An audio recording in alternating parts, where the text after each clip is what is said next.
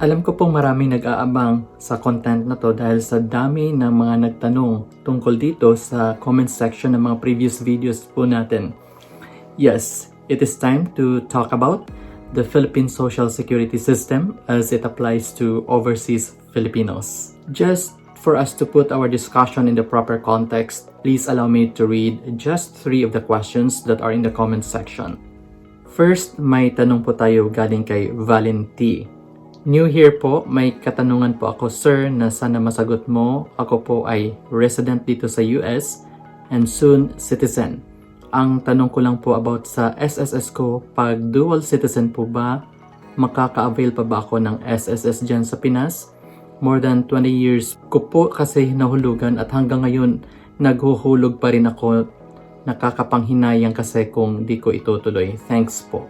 Ang tanong naman po mula kay Pinay in Canada ay, hello attorney, have a great day.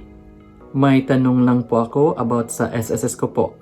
Pinapatuloy ko pa rin pagbayad yung SSS ko po pero single pa ako, yung apelyido ko hindi ko binago kahit married ako dito sa Canada. Hindi ba yun mawawala ang contribution ko? At ano ang gagawin ko para pagdating ng araw na mag-retire na po ako, makakatanggap pa rin ako ng pension sa Canada at Philippines. Thank you po. May tanong din po si GNM Family Fund and House Plants. Hi, thanks for the information but I have question na Belgian citizen po ako pero ang SSS is tuloy pa din yung contribution ko at may bank account din ako sa Philippines. Makatanggap po ba ako sa benefits or pwede ko ba magamit ang SSS loan kung nasa Philippines ako? But I don't have plan to have dual citizenship. Hope you will notice my message. Thank you. Maraming salamat po for watching our videos and for all those questions. We will answer all those questions right after this.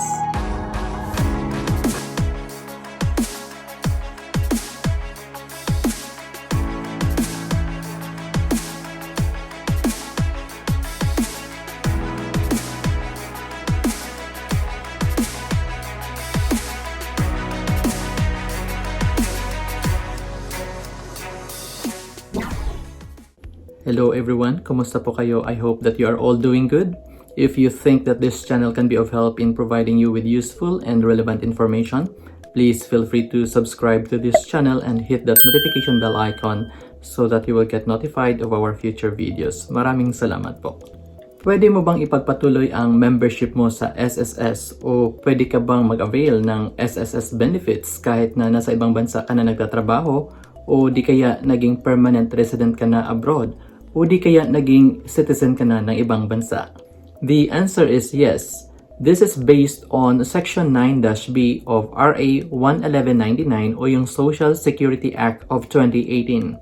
It reads in part, coverage in the SSS shall be compulsory upon all sea-based and land-based OFWs as defined under Republic Act No. 8042, otherwise known as the Migrant Workers and Overseas Filipinos Act of 1995 as amended by Republic Act No.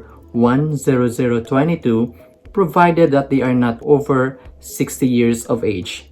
All benefit provisions under this act shall apply to all covered OFWs. The benefits include, among others, retirement, death, disability, funeral, sickness, and maternity. Nakasaad po dito na for OFWs o Overseas Filipino Workers, mandatory o compulsory po ang SSS coverage. So, kailangan pong magpa-member both po yung mga sea-based at land-based na mga OFWs. For the sea-based OFWs, katulad ng mga seaman o seafarers, ang manning agency po nila ang kino-consider na employer for purposes of SSS coverage.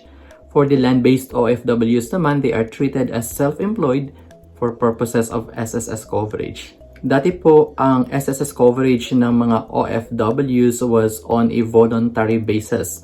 But with the passage of RA 11199 o yung Social Security Act of 2018, naging mandatory na po ito.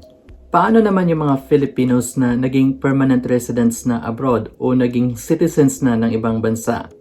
Paragraph G of Section 9-B provides that Filipino permanent migrants, including Filipino immigrants, permanent residents, and naturalized citizens of their host countries may be covered by the SSS on a voluntary basis.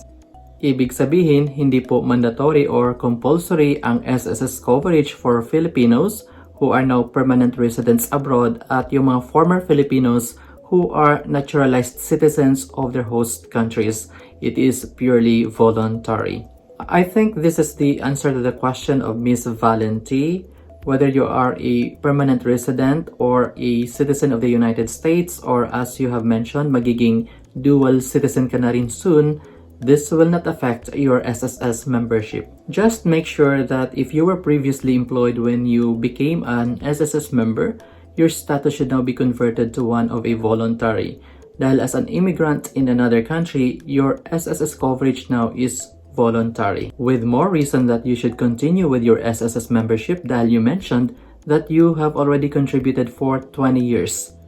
And I would assume that that is way more than the minimum requirement of 120 monthly contributions para po kayo ay ma-qualify for SSS Pension when you retire. Ganon din po kay Miss Pinay in Canada. Kahit po kayo ay kasal na at ibang apelyido na ang gamit ninyo, it will not affect your SSS membership.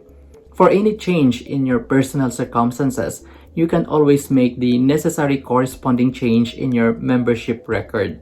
You can submit a member data change request po sa SSS Foreign Representative Office in the country where you are. May mga foreign representative offices po ang SSS and usually they are located in the Philippine consular offices. In Canada, there is one in Toronto, one in Calgary, and another one in Vancouver. I will put the link for the directory of the SSS Foreign Representative Offices abroad in the description box of this video. And for G&M, as long as you meet all the requirements para ma-qualify for SSS loan, yes, you can avail of it. Just remember po, for salary loan, for example, the qualifying conditions are the following. Para sa 1-month loan, 36 monthly contributions, 6 of which should have been posted in the last 12 months prior to the month of application. Para naman sa 2-month loan, 72 monthly contributions, 6 of which should have been posted in the last 12 months prior to the month of application. It is whether you are an employed member or a currently paying self-employed or a voluntary member. Kung employed po kayo, make sure lang po na updated po yung payment or remittance of your contribution ng inyong employer, at kung may existing SSS loan kayo, dapat updated din po yung payment. I actually commend the SSS for the efforts to digitalize its transactions, especially for its members. Napakalaking tulong din po kasi nito, lalong-lalo na sa mga overseas Filipinos. Napakahirap din po kasi, lalong-lalo na para dun sa mga nasa malalayo at walang foreign representative office ng SSS doon sa lugar kung saan sila naroroon. But if they can request for member data change or to apply for an SSS number for the first time or to apply for availment of SSS benefits online, malaking tulong po ito sa mga overseas Filipinos. That is why I would strongly suggest na gamitin po natin yung online app ng SSS, which is downloadable to your smartphone. Hanapin nyo lang po yung SSS mobile app sa App Store or you can download it right from the official website of the SSS. By the way, hindi po ito paid content. This is just pure public service. Gaya ng sinabi ko, napakaraming tanong po na related sa SSS but we cannot cover everything in just one video. Ibig sabihin, this is not going to be the first and the last opportunity na mapag-uusapan po natin ang napakahalagang topic na ito. But I hope that you have learned something from this video. Please don't forget to subscribe to this channel if you haven't done it yet and hit the notification bell icon so that you will get notified of our future videos. Always remember, ignorance of the law excuses no one from compliance therewith. I will see you in my next video. Ingat po kayo.